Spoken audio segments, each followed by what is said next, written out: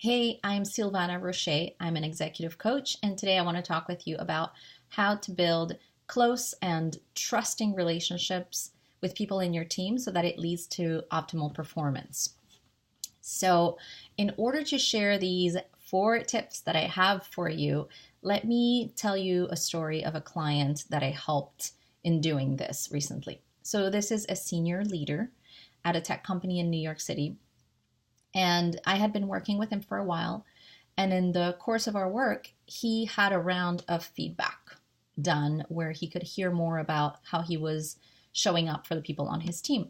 What came back from that round of feedback was that some people on his team, enough people, felt that he did not care about their growth and that he wasn't fostering their growth at the company. And this came as a shocker for him because this is someone who is super committed to his people and wants to see them grow. But we discovered that there were some things that he was doing that weren't helpful to his people's growth.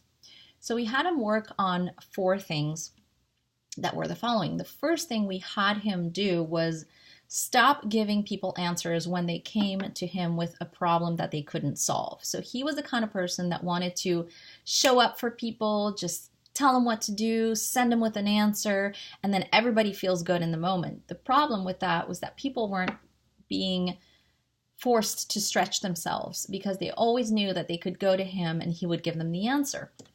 So that was number 1. It was stop giving people answers and help building their autonomy and their confidence in solving their own problems. And he would say things like, I know you've got what it takes. I know that you can figure this out. I trust you to be able to come up with a solution. Why don't you brainstorm 3 ways to do this and then come back to me and we'll figure it out. So that was number 1.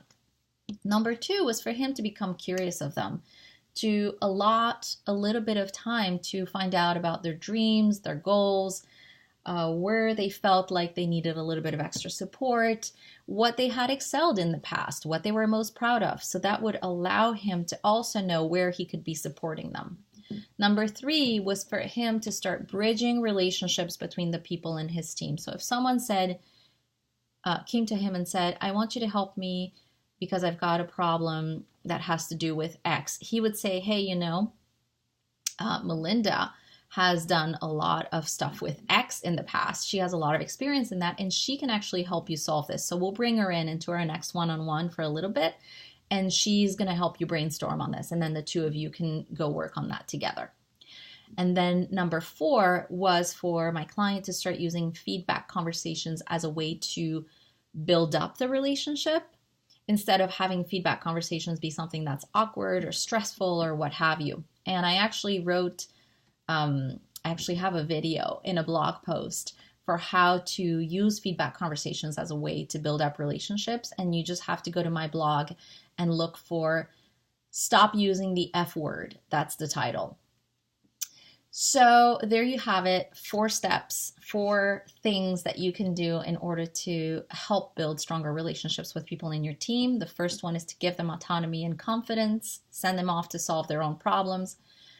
Number 2 is to be curious of them, their past, their future, their goals. Number 3 is to help them bridge relationships among themselves. And number 4 is to use feedback conversations to build the relationship and to strengthen the trust in the relationship.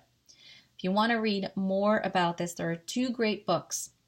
The first one is Executive Coaching with Backbone and Heart by a woman named Mary Beth O'Neill. And the second one is called Tribal Leadership. It's a very well-known book. You'll find it easily. It's got many co-authors. I can't remember the names right now, but it'll be easy to find. So there you go. I hope these help you build stronger relationships with the people on your team, and I'll catch you next time. Thanks for listening. Bye.